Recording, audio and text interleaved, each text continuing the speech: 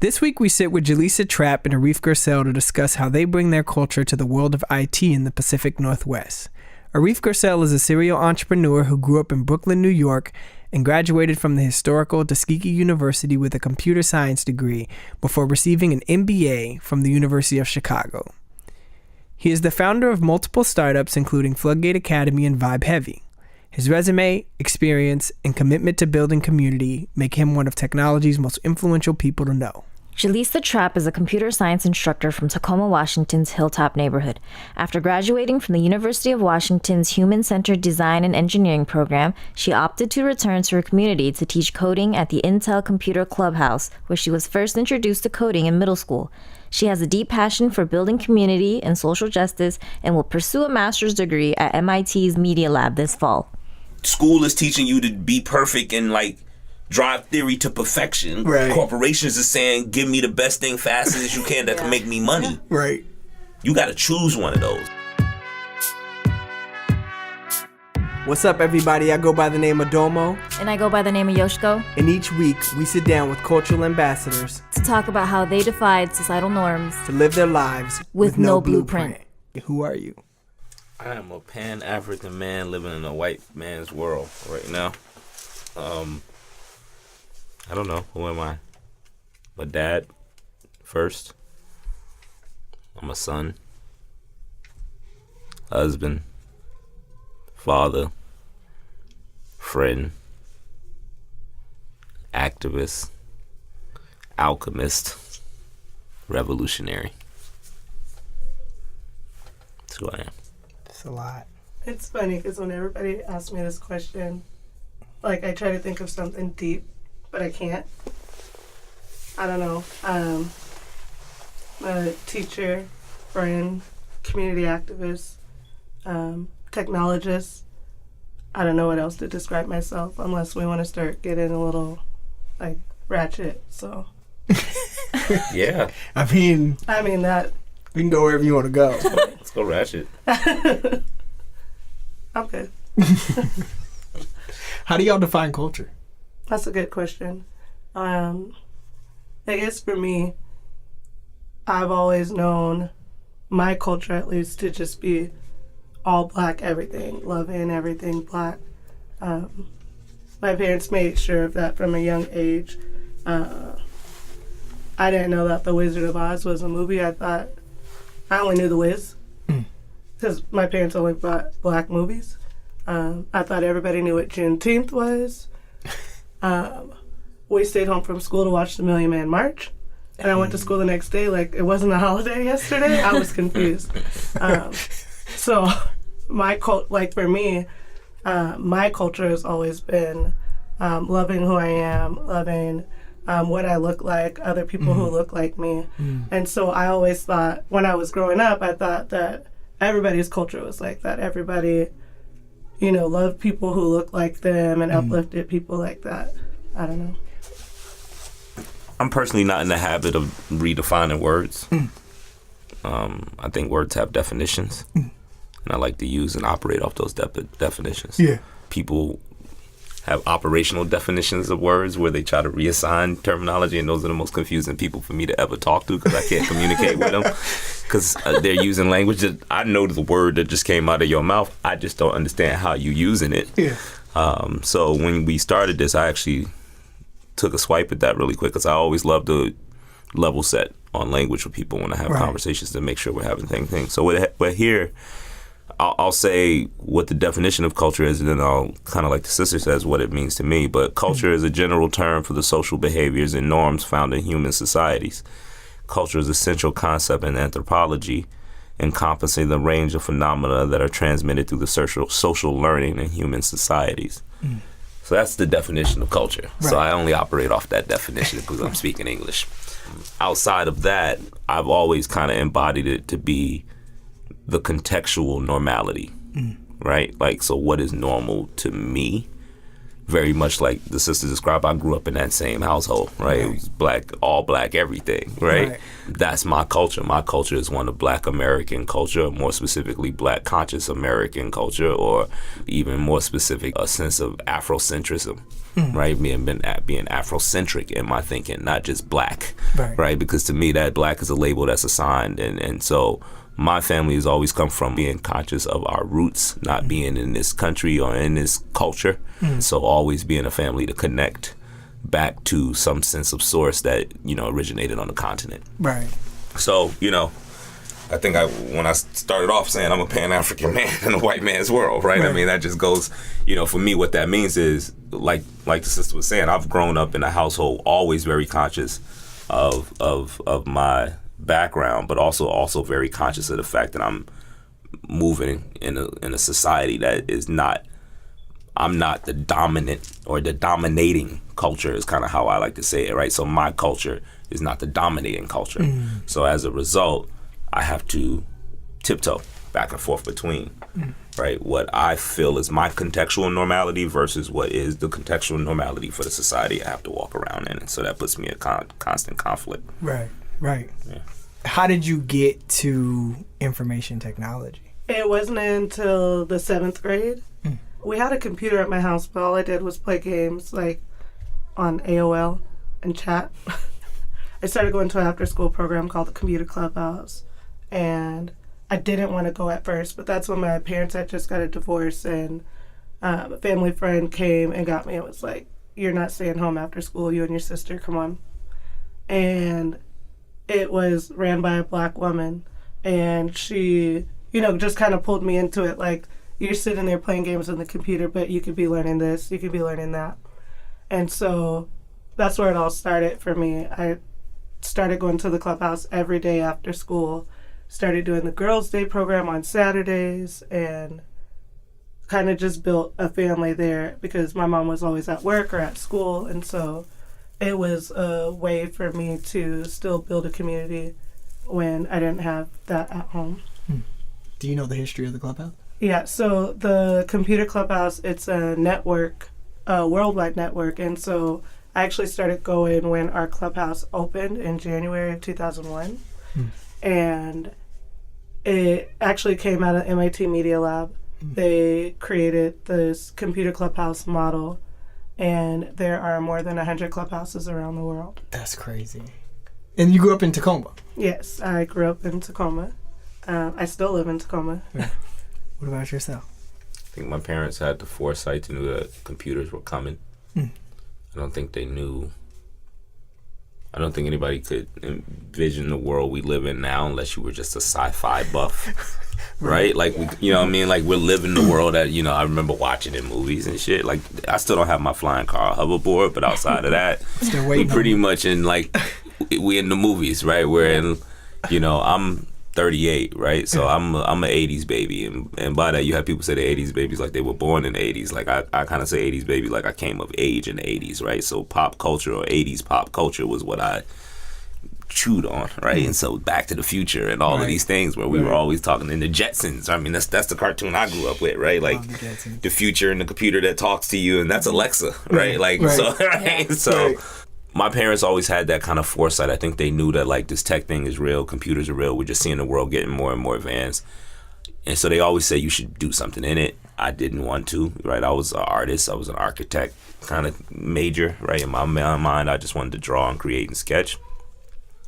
And then they had an opportunity, and my mother worked at the Department of Corrections in New York, and the city brought new computers or something. And at the time, IBM 386s were, like, what they had, and you could either they let people take their computers home, or you could like buy the computer from the city for like $50. It was like a refurbished program or something. My mom was like, I think she got hers free or something because she was like in a supervisory position. Like, if you want to take this, you can. She was like, I don't know what I'm gonna do with it, but I'm about to take it for my kid. And so my mom lugged this computer on the train in New York, trying not to get robbed. And she was like, probably the only reason I didn't get robbed is people didn't know what the hell it was, right? And it's like, and so she brought this computer home and then went and bought a basic book. Went and bought a book on BASIC, And we just went in the store and asked the dude, like, hey, if I want to get my son into computers. And he was like, look, start him with programming with this book. Wow. And so she just brought me this book, and I just started playing around. And you could just build like little simple games, little stupid stuff, but it just started kind of like that thing for me that like computers weren't just this thing that outputted stuff. It was this thing that I could input things to, and then it outputted stuff, right? So it just was a different. So I think that was my journey, but I never thought I was gonna be like professional in computers until like I literally was in college. I switched my major to computer science because I got frustrated from an arts major, right? Like, I'm going to show you, right? Yeah. Like, I'm going to go do English. And then I was like, hell no, I'm not going to get a job if I do that, right? And so then I switched to computer science. And then it was literally like at my junior year of college, I became a freshman again, a freshman computer science major. Wow. And so that was like the first time I kind of said, I'm going to go do this professionally. Before then, it was just playing around, like hacking, like, you know, like Sister said, just going to hanging out with other black geek friends, right? Who did this kind of stuff, you know. Computers is cool now. It's kind of cool now. Like when I was doing it, it was not the cool thing to be doing. Like, you know, you can kind of get a girl. Girls think it's cool now, right? Like when I was doing it, you ain't want nobody to know you was like in the back room. You know, you computers and Dungeons and Dragons, right? That's the, you know, that's how I got into it. That's crazy. That's crazy. So yeah, that's crazy. Like there's a lot of things had to align, from the dude at the store who said, "Here's this Visual Basics book," to your mom carrying on the train, to you actually wanting to sit down and open this book and actually do it. That's dope. I don't know if it's about alignment. I think it's exposure. Right.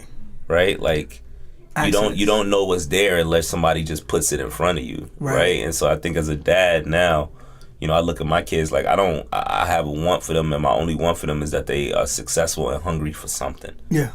Right? Like, I don't care what that something is, right? But I think my job at this stage is just to put things before them, right? And so, like, her going to that after-school program, somebody just giving me a basic book, Mom, lugging this. You know, it's just like, I don't know where you're going to go with it, but at least I gave you an opportunity to just know that there's an option out here in the world. And I think we come from communities right now where that only option is basketball or like music or crime, right? And it's just that's the other thing people are being exposed to, and it's not that they want to do it; it's just exposure, right? Somebody come home and say, "Hey, these crack rocks," instead of this basic book with C++. Gonna learn how to push them rocks, right? That's true. That's true. Your culture in IT. That interaction, what was it like outside of the clubhouse in Tacoma? Did those things interact, or was that something that you had to leave the city to go find? So it's funny. So the person who ran the clubhouse, LaVersa Sullivan, she worked at Honeywell like in the 80s. And, you know, she was like one of those pioneers in computer science. Like when you talk about Hidden Figures, like that's like her story. Right. And so for us at the clubhouse, like that was normal for us to be creating websites, doing video production, everything. It was so normal to us at the clubhouse, even though we were in the middle of the hood. Like our grand opening, there's somebody who remembers the police chasing somebody down the alley. And this was at our grand opening. And we were just like, oh, well, we just went back to what we were doing. And there was like funders there, and they were all kind of scared, like, what's going on? So it was very normal to us there, and we could talk to each other the way that we normally talk. Right. When I was a junior in high school, I got an internship at Microsoft. That's when I was like, oh my goodness, this is weird. Because, you know, I didn't have a car. I couldn't afford a car. I don't even know if my mom had a car at that point. But I had to take the bus from Tacoma to Redmond. So I had to wake up at 4:30 in the morning every day that summer. Wow. And the same with the next summer too. Wake up at 4:30 to get to Redmond by 8 a.m. to do my internship. And it was real different. There were a few other black students, but they were all from Seattle. They were all like, oh, Tacoma? So it was different. And then when I got to UW, it was a culture shock for me. I was like, UW's not that far, but you know, I'm in classes with people talking about going to their dad's lake house for the weekend. And I'm like, I'm going back to Tacoma for the weekend so I can do my laundry. Like, it was really different. And I think that just the environment made me kind of shut down, and I didn't really want to talk to people. I didn't really make a lot of friends in my department while I was at UW because there was just this barrier. And if people weren't like ignoring the fact that I was there, they were making jokes that were so offensive that, you know, I don't want to fight them, but I would. Right. And so it was hard to navigate that. But now that I am a teacher, a computer science teacher, I get to change that. And so now these kids think it's normal to be taught computer science by a Black woman. So What department were you in, or what was your major at UW? So I started out in the computer science department, and I did not like it, and I switched to human-centered design and engineering. And so when you were talking about in your department, you didn't hang out with the people, was that human-centered? Okay, CDE. How did you get to Tuskegee? I went to a specialized high school in Brooklyn, so you could test into the school, Brooklyn Tech. And that's when I met other people. I wasn't just the only kid who was doing this, right? Like, before then, man, I was just, like, my friends was on the internet. You know, like she said, it was AOL, Yahoo chat rooms. I was in the dark bowels of the web. Like, them was my homies, man. Like, you know, hey, you got this new hack for this? Yeah, man, you know, and so it was ill because I walked into a high school where, you know, New York City is a diverse city, so it's not like, you know, I didn't experience whiteness as this phenomenon until I was in my 20s, right? Like, I grew up in New York City. New York is like, yeah, we got white people, but they ain't dominating, right? They ain't the dominant culture. It's like, we don't even deal with whiteness. Right. Like, so that the whole concept of whiteness is not even really dealt with in New York. Like, yeah, you can masquerade as white, but you Italian, you Czechoslovakian, you know, we make people draw their lines on, like, you know, who are you? What neighborhood are you from? Where, you know? So when I went to a specialized high school, I walk into a high school with, like, my homies is Dominican, Puerto Rican, Haitian, you know, and the dudes who really taught me how to get down on the coding was some Chinese cats from Chinatown who dads was like straight up triad. They was some badass fucking like Chinese kids, dude. It was like, you know, and it was, for me, it was crazy because you hear like the hood, but then you meet like this hood kind of like Chinese element of like, y'all got Chinese gangs? Like, you know, because I'm from Bed-Stuy. I've never hung out with people from Chinatown, right? Like, y'all from flat out, like, straight up from Chinatown. Right. But because you go to this specialized high school, people come in from all over the city where normally you have to go to your neighborhood school, right? And these schools are the only ones that let you break those rules where you come from Queens, Bronx, wherever. Right. So that's how I kind of, you know, got into it. Then from Tuskegee, I was an athlete. I had all kind of D1 scholarships, offers. I was going to go to a D1 school. I did it off of legacy. So my family, as far as I could trace back to slavery, came from Opelika in Tuskegee, Alabama. And so that's where my family lineage is from. Okay. My uncle, who was that person who I wanted to be like growing up, he went to Tuskegee, studied architecture. So I also wanted to go to Tuskegee and study architecture because the school was built by students. It was built by slaves. Wow. And so what better place to study architecture than a black school that was built by black architects who were slaves and masons, right? I mean, you get no more ancient architecture than masonry coming through slavery enough to build, like, they still building structures that is fucking, like, great, right? And so that's how I got there, and then ultimately I switched my major. While I was at Tuskegee, Microsoft came down, very similar story. I had an internship opportunity to come out here and intern with them, and, you know, got my first culture shock. Very similar to what this describes. It was just like, because before then, man, like I went to an all-black college studying computer science. Right. So I didn't even deal with the culture shock in college. Right. Right. Like every I walk into a building where I got a Chinese teacher in an all-black classroom. Like, there's no whiteness in here. Right. So we're not talking about Star Wars. Right. There's no concept. I mean, that's why, you know, my whole thing based on Culture Misfits is based on that, right? And like what we talk about at Floodgate is like just what she said. Like, I teach in a black environment. There's nothing about what we do that's gonna be, you know, quote unquote, trying to not be us. We comfortably us. We playing hip hop. We turning up. Right. We, you know, I'm making the concepts I'm using and the analogies I'm using to reinforce computer science concepts are coming from hip hop and shit from my environment and community and culture. Absolutely, absolutely. Yeah.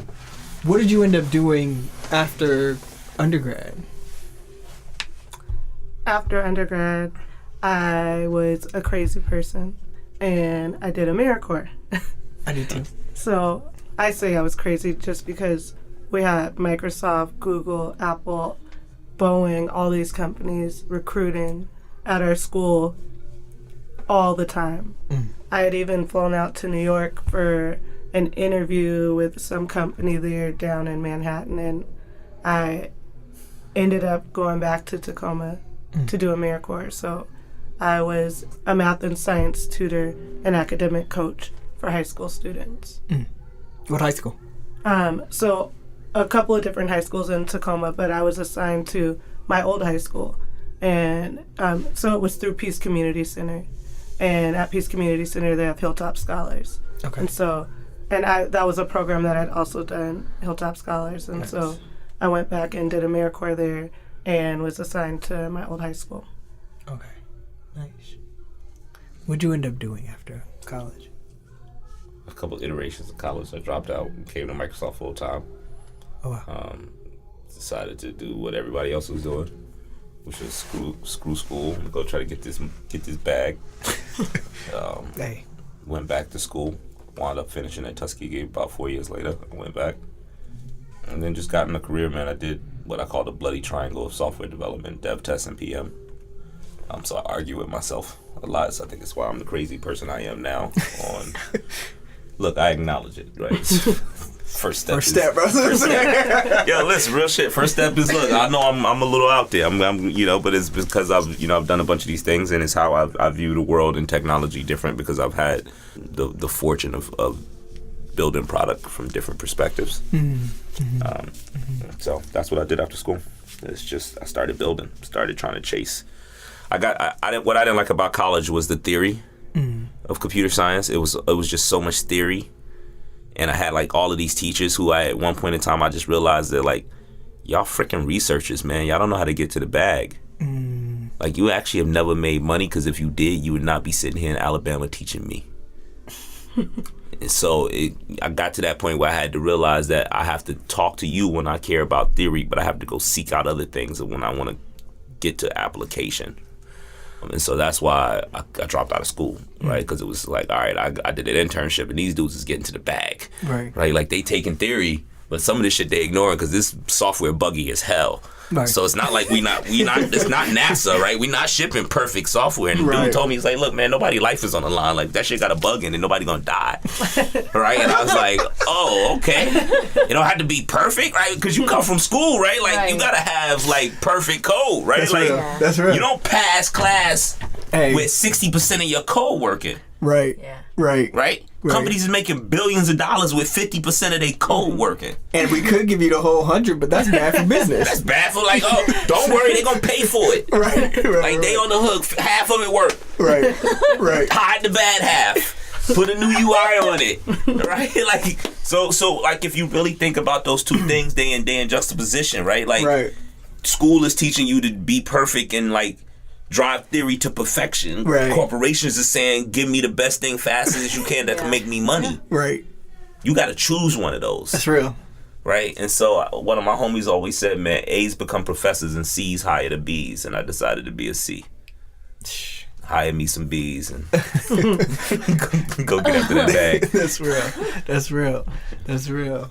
What part of IT and design did you find yourself falling in love with or becoming passionate about? So I like to create things, play around with stuff. So physical computing is what I really like. I like the idea of everything that I write code for. It doesn't have to be on the screen. It could be something that I can touch that can sense things. So I like robotics and I like physical computing. Nice. Tell me more. Yeah, I want to hear her talk more too. You don't get to just drop little. I like fucking AI physical. I'm a geek. You can't just drop a little bit of gem like that. It's geek. This is a geek talk. Right. Because I'm a teacher. Right now, the unit that we're working on is physical computing, and so we started out with Makey, which was a basic microcontroller, and now we're working on Arduino, and so it's always fun to go back to that and look at like how I started learning Arduino and going back to those basic projects and seeing kids' faces light up when their LED light starts blinking. Right. Then start adding other sensors. So we just got a couple of new sensors, like a temperature, humidity, light sensors that they're working with. And I don't know, I like that. I like to see what other people come up with, because it's not like when I took a computer science class and everybody had to do the same project. Everything was the same. I really like to see what other people create and then see how people can collaborate and build off of that. How do you build the collaborative environment in your classroom? Oh, I don't give everybody a microcontroller. I put one for a pair, so they have to work together. Okay. People don't get to work by themselves in my class.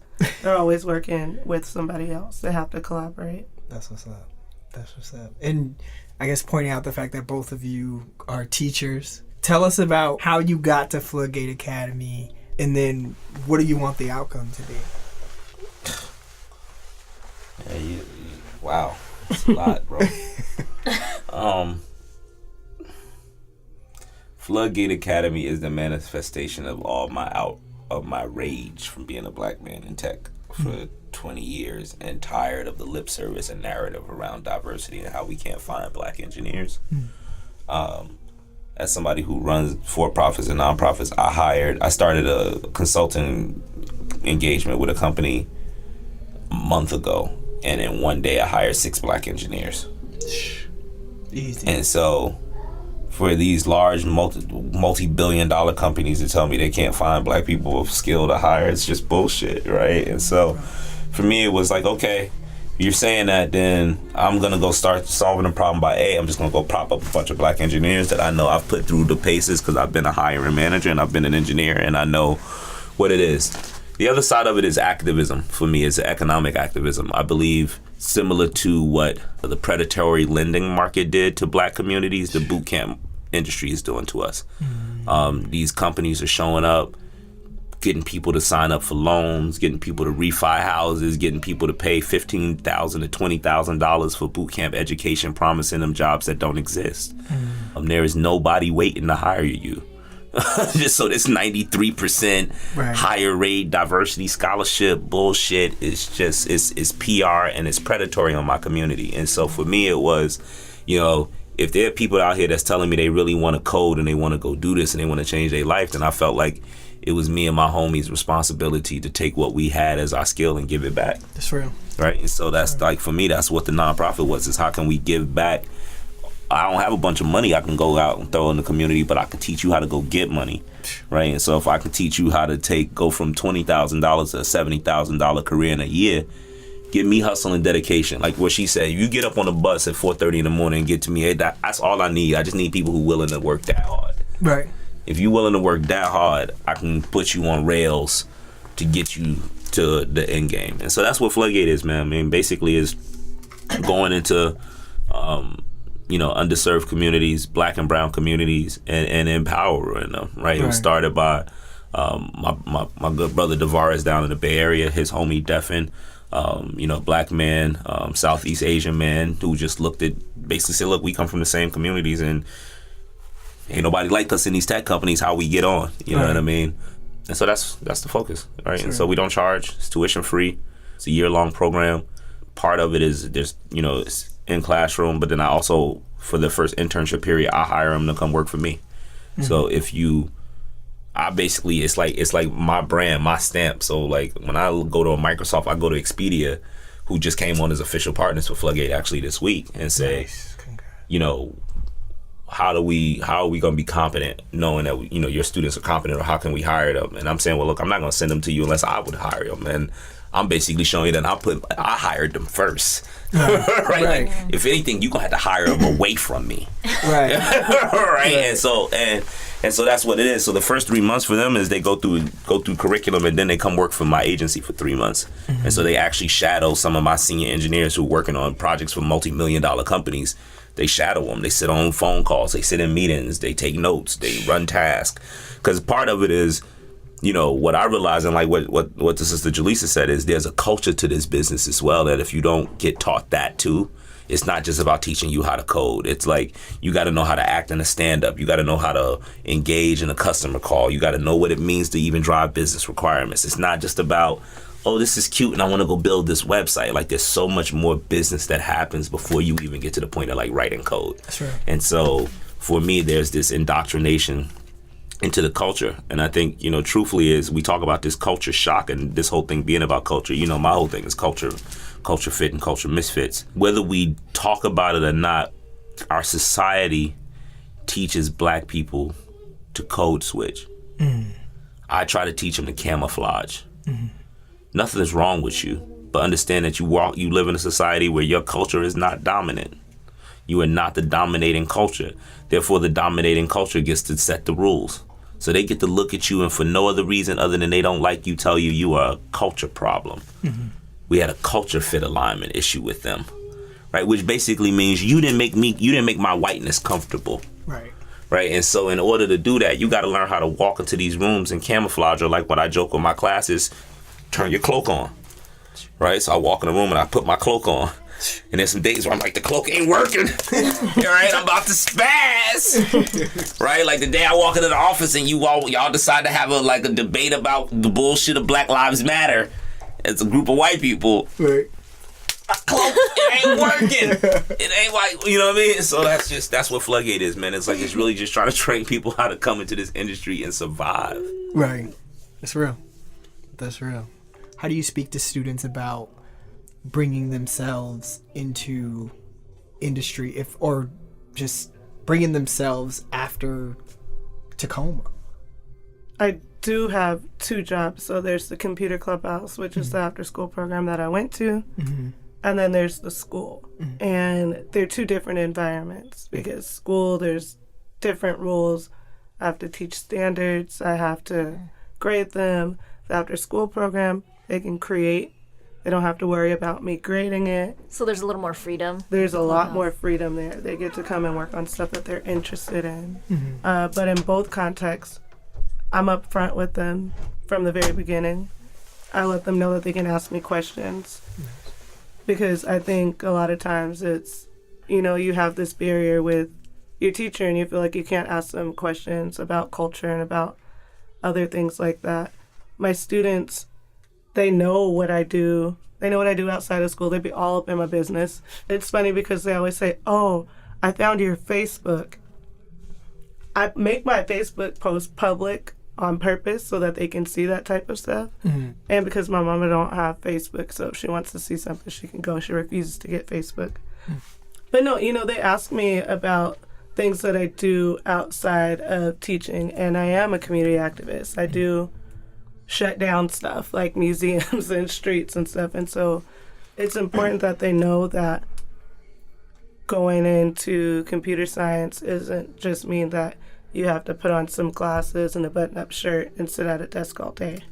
That you can still be yourself and you can still care about other things, that multiple things can be true at once. I do talk to students about being a Black woman in this field and what that means. Other teachers ask me to come be guest speakers for their classes, and it's always funny because I'm like, I'm a teacher at the same school as you.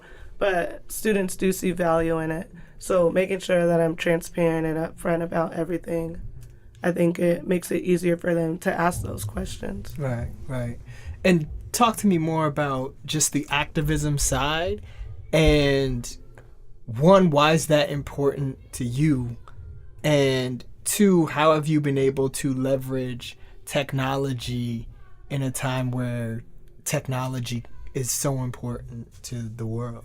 So it's funny because I say activism and I say I'm an activist, and I think that's just because that's how other people describe me and they describe it.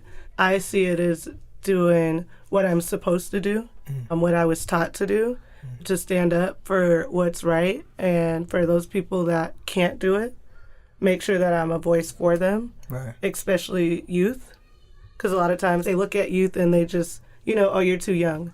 And, I catch myself doing it sometimes too, like get out of grown folks' business. But youth do have, this is their world. They're going to grow up into it and take over our jobs and stuff. So you want to make sure that they're heard. And so I think it's important that there's something better for them than what I had. And, you know, that comes from my parents. That comes from Miss LaVersa at the clubhouse. She did not have to come and teach us in Tacoma. She could have been doing so many other things, but it was important for her that all these little Black kids here in Tacoma know how to code and know how to do this stuff so that they can go somewhere further than what she did. And that's my hope too. And just in general, I think that if you're a teacher, you need to be an activist. I don't, like, there shouldn't be a choice. You should be an activist. Right. It goes hand in hand. Yeah. Right. Speak to me about the role of activism, because you spoke about being an activist as well, were you? Yeah, I love her answer. I mean, it's, Yeah. it's the label people have to put on me, right? But like, man, I come from a family of quote unquote activists, right? Right. Like, you know, my father was with Malcolm. He left the Nation of Islam, and you know, that's why my last name is Gersel, right? I mean, you know, it's you know, my uncle was a Shakur, was locked up on Rikers Island with 8 years with the feds with no charges. I mean, I come from a family. This is what we do, right? And unashamed, man. We are unapologetically Black, Right. right? And I don't have a couple things I wasn't raised with, man. I wasn't raised with white shame. I wasn't raised with a white superiority complex. I don't look at the white people and think that they are better or anything that they've done is like good. Like, I just don't view their world, right? Like, I just don't subscribe to it. I also don't have this whole like Judeo-Christian value system, right? I wasn't raised in a church, so I don't even have the religious indoctrination. So for me, I look at a lot of society as like, you fucking people are bugging, right? It's just weird. Like, you don't believe in Santa Claus, but you believe in fucking Easter. Shit's crazy, right? Like, I don't knock anybody's thing, but it's nuts to me, right? Like, I mean, even somebody who was raised Muslim, like, it's still like a lot of it is just, there's great things in religion, then there's man's lair on stuff, right? So to me, activism is acting. It's just the doers. They're the people who do. So you got like two type of people, and social media has made this worse. Slacktivism? Well, it's the we's. Stay woke? It's the people who talk about what we should be doing. If you ever find yourself using such language, then you know you don't do shit. Because I have never seen any of my homies that's out here in these streets getting busy ever use the language we. They say what I'm gonna do next. Or, you know what, that last joint didn't work. You know how we should fucking change it up. But I ain't never sat in a room full of activists like, you know what we should be doing as a people is, and we should, and when we man, we ain't nothing but a bunch of eyes that are doing. Right. And so my whole thing is, I always say, start with yourself. Do something, do whatever it is. I don't gotta do what you do. Right? Like, you know, I don't agree with the Black Lives Matter movement personally, right? Because I know my life matter. I ain't gotta assert it for some other people. Let's get it popping. Right? Like, that's where I am with it, right? So, but I 100% respect what they do. Right. I believe in the scientific distribution of labor. Facts. We need people going to do that. Because you also need people like me that's ready to get it popping. Right. And when y'all ready for some people to get it popping, y'all holler at me, right? But like, you know, and so, but the point is, those people are doing something, and everybody has to find something to do. So that's what activism is. And I always say my organization, PACE, we're a hacktivism organization. For me, my action takes the form of hacking. Now, that's because it is the terminology I'm most common with, but ultimately I look at everything as a system. White supremacy is a system. It's a beautiful system. It's a self-healing system. You can tack that motherfucker over here and then fix itself over here and then come back 3 times strong, go back over there. Right? Like, it's beautiful. I mean, as an engineer, when it comes down to system design, like, yo, you gotta love white supremacy. That system is a beautiful system. That's a hell of a system. But because it is a system and you understand it's a system, I take my level of activism to hacktivism. I am looking at the systematic things and I'm attacking their weaknesses like I used to do with software. Right. So it's like, okay, this connects to this, that connects to that connects to that. All that shit is strong, but that's weak. Right. All right, let's go. We're gonna attack this thing. Right? Yep. And so that's how I do, man. I bring down companies. I bring down organizations. We always say, like, I'm anonymous and I ain't in the shadows. I ain't wearing no mask and I ain't cloaking my voice. Right? I'm coming for you. I'm transparent. And if you out here with that bullshit narrative of D&I or, if you want pictures of black kids and with computers, I'm coming for you. I'm coming for you, and I'm putting you on Front Street. And so the war that they about to lose with us is not one where we hacking people's systems and turning them down. We taking away that microphone and that propaganda you like to put out here that you can't quantify, but you get a lot of value back from it. D&I. It's been hijacked, man. I mean, it's the white feminism movement been hijacked anyway. But listen, yeah. So that's what activism is for me right now. It is being really transparent around the language and what people deal with. And again, getting back to like tearing down those operational definitions of what we deal with and being really clear cut about like, man, the society we live in is what it is. It was created to be what it is. Right. And until we deal with the fact that this system was built. Right. Like as an engineer, somebody sat down and built this system. So we cannot ever think that a system is going to unbuild itself. Right. This ain't AI. We didn't design this system that at one point in time hit a 50-year mark where it starts unbuilding itself. Right. It has only been built to get stronger. Right. Right? And so when Donald Trump gets up there and says, I'm here to make America great again, what he is saying is, I am here to reinforce the cracks in the system. Right. Right? There are some places our system has become very vulnerable. It is still functioning, but we have to adhere to the cracks in the system. As a hacktivist, I agree with him. Right. This is a critical point. Right. Y'all either got to bring back slavery to get this shit back in order, which is what they doing. Right. Not the same way, because the system is beautiful. Remember, it heals itself and it does things different 3 times better later. Right. But if we start locking y'all So up. if you look at the 13th Amendment, that's this system that keeps. So what's next? Right. Right? Yep. So, for me is you got to see these transitions of the system. So sorry to go on, but that's activism for me, right? It's looking at, this game, man, that just keeps, from the 20s to, from Reconstruction to the 60s to now, like, white rage always follows moments of black excellence. So you just came off a moment of black excellence with a black president who went through 8 years and no problem loving a chocolate woman with some intelligent chocolate kids. White rage was a coming. Right. Right. And it's here. I mean, they were so fucking mad. They put this buffoon like we need whatever. Like we'll take unless it's a woman. Yeah. Whoa. Let's not get too crazy. Yeah.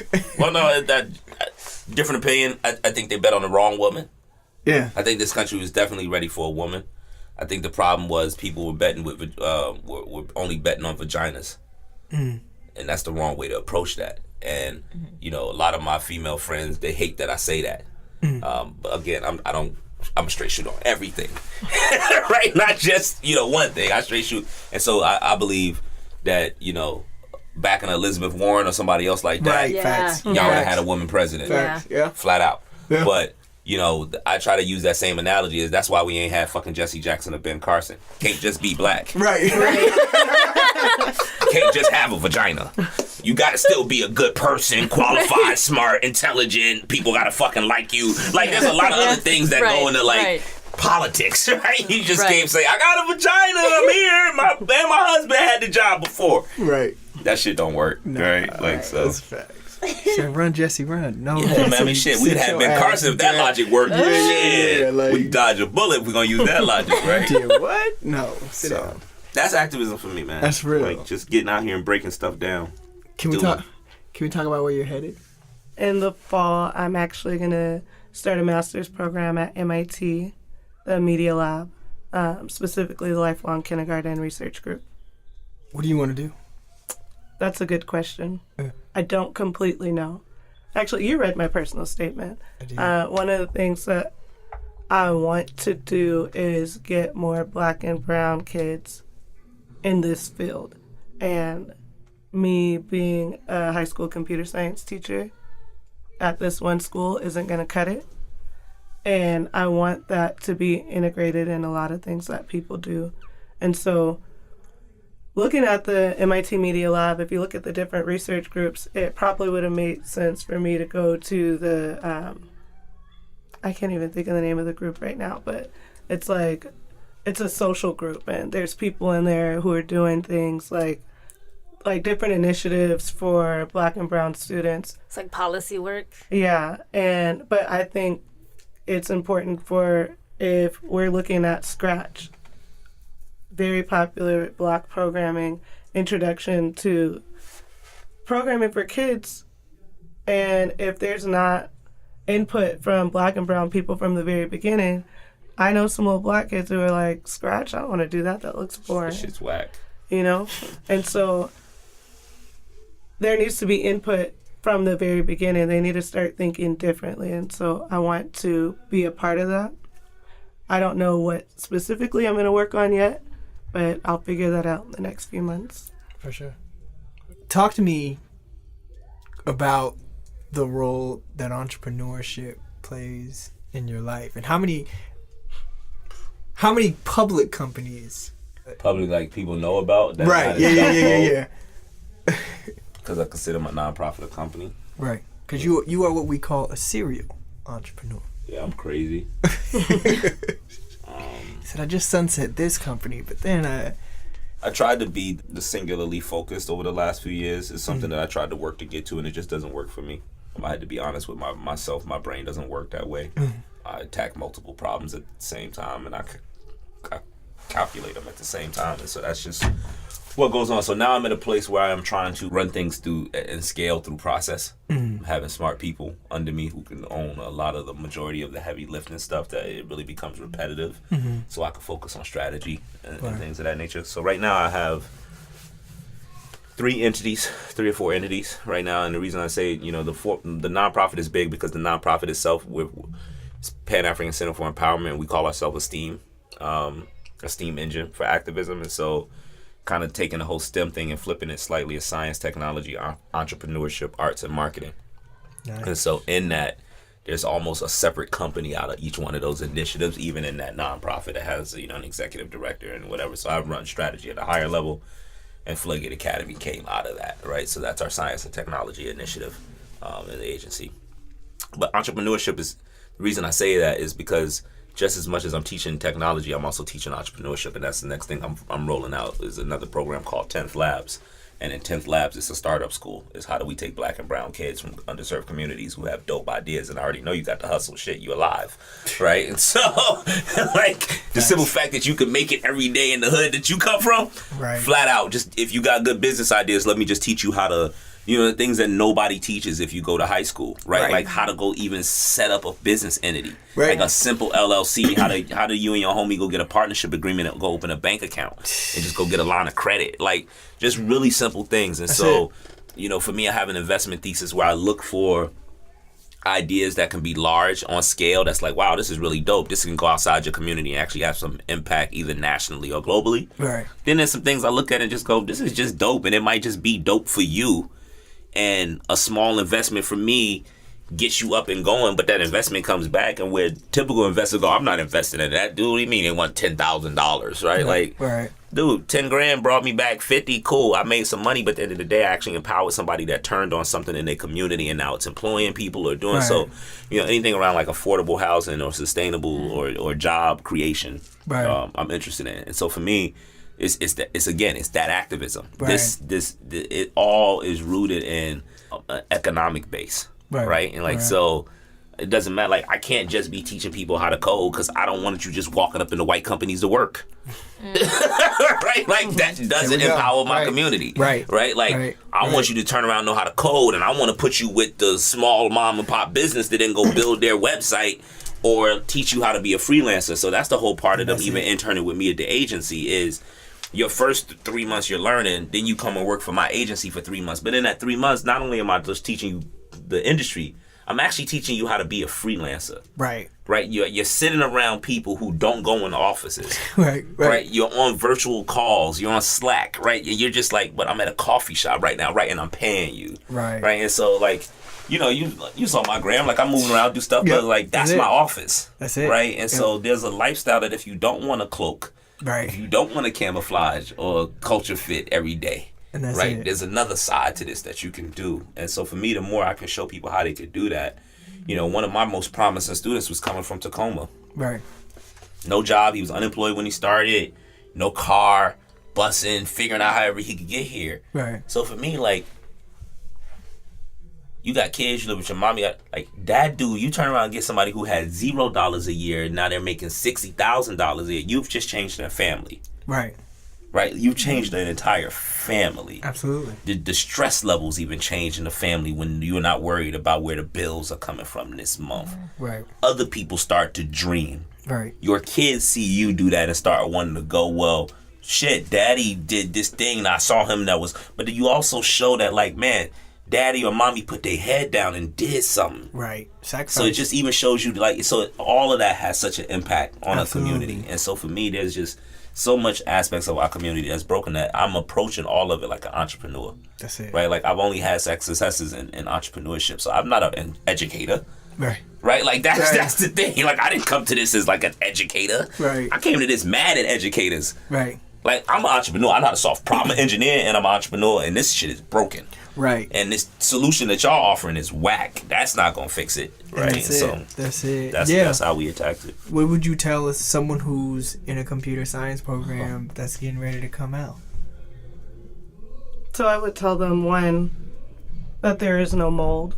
You don't have to fit what people think you're supposed to do, what you're supposed to look like. Looking back, there's no way I was supposed to go to MIT. Came from Tacoma, low income, single parent home.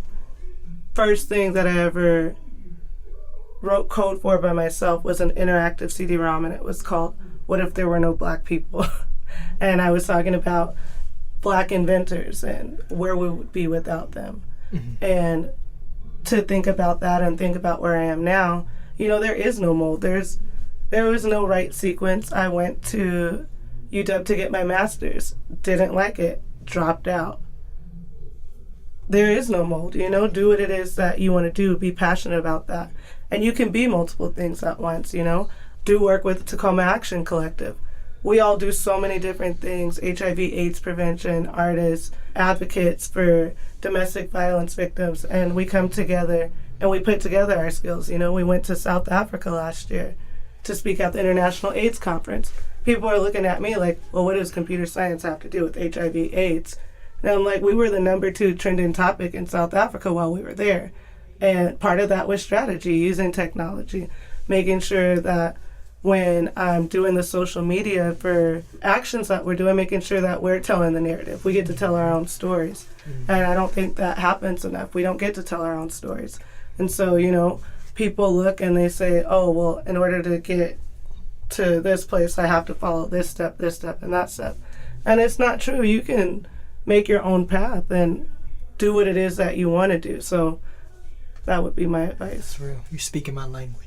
You're speaking my language. Stories. Yes, absolutely.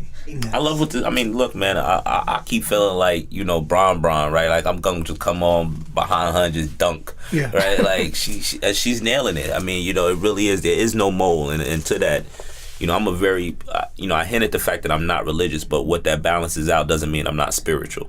Right? And so I'm a very spiritual person. I'm very metaphysical. And I believe people need to be definite in their purpose. You know, one of the things that took me a long time to get to was there's this voice inside of us, that's energy we all hear, we all feel. When something ain't right, like, you know, we all get them little hairs or that feeling about this person or that job or this situation. Like, it took me too long to get to a place where I just trusted that. Right. Where just instinctively, I just go with it. As of this year, I would just say I'm just getting to the point now where I'm 100% in what I call the hypnotic rhythm of the universe, where I just submit to it and I just put my head down and I do the work I want to do. I do the work that my heart and my spirit and my soul is calling for me to do. And that was very hard because I literally walked out of a corporate situation in January making a shitload of money. Right.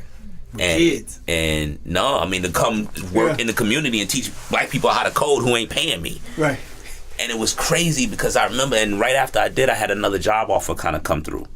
And it was some significant amount of money that it made me question that decision to, like, or maybe Floodgate could wait. You know, and what it got to was like, it didn't sit right in my spirit. Right. And I had to go, man, like there was something that was calling me to go do Floodgate, and I just had to go do it. And it was just like, I couldn't treat it like this thing I was doing on the side anymore. Right. Like it had to be, like I had to be definite in my purpose. Right. And when I decided to do that, man, like literally the skies opened. Everything that I would have never thought would come my way started coming that way, and it's just all working out. And so the whole thing is just literally go with that flow, go with your gut. And I think the other thing is don't lose yourself. Don't lose yourself trying to make other people happy, because you'll always be doing that then, because nobody will ever be happy, and nobody's ever the same person, and there's no normal. So if you get into this rhythm and this habit of trying to please others, right, you'll be doing it with every person you meet, and you'll never know who you are. But with that, be conscious of this world culture fit that we deal in, especially in computer science and in technology, this whole terminology. I mean, I'm on a personal crusade to kill that word. One of our marketing initiatives is Culture Misfits, right. .com, and very similar. Like we have a podcast where all I'm doing is talking to black engineers about the first experience they had in white companies that made them feel like they wanted to go jump off the fucking building, right? Because every person has that story if you ask absolutely. them. And so, it's about being conscious of, like, you have that cloak, and it's what I'm saying is, like, learning how to camouflage instead of code switch. Right. Right? Like, it took me a long time to realize that I wasn't even conscious of it. Right. And there was Lim's bookstore, rest in peace to sister. Lim's had a Kwanzaa festival a couple years back. And in there, they gave out a questionnaire. It was a post-traumatic slave disorder questionnaire. And it went through a bunch of things. And me being super conscious, active, I was like, I'm going to rock this joint. Then it came down to one question that was said, do you change your voice around white people? And I said, shit, yeah. Like, who don't do that? Right. Yeah. And it was like, man, and you realize, like, consciously or subconsciously or not, I did that. Yeah. Right, and that was me not being all, and so like get into a this. lot of us, man, we all do it, right? And so I still do it, right? But now now I own it. Right. When I do it, I'm camouflaging for a very specific reason, because I'm playing you. Right. Because outside of that, I'm self-made. I'm okay now. I'm comfortable. I grow my beard. I do what I want. I'm speak how I want. If you uncomfortable, so be it. I was just in Boulder, Colorado, like I mentioned, at a very starchy dinner, and I made a Trump joke. No one laughed, right? So which told me where I was sitting at, right? Yeah. I laughed. You know why I laughed? Fuck it, y'all need me. Y'all paid me to be here. I'm gonna make another Trump joke. Because, like, that's the only power I have, is to own me now, right? Like, I'm not I'm not cloaking no more unless I want to. Right. Right? And so just be authentic, be you, but that's hard early in your career, right? So you pose a question that's kind of like coming out of school. Yep. Be conscious of that, right? And just learn that, like, learn to take your power back outside of what society has trained you to believe. You gotta go take your power back. We magic, man. I like that. This is Jaleesa. You're listening to No Blueprint. Shout out to Tacoma. This is Arif Garcelle. You listening to No Blueprint. Don't be a sucker. Yes.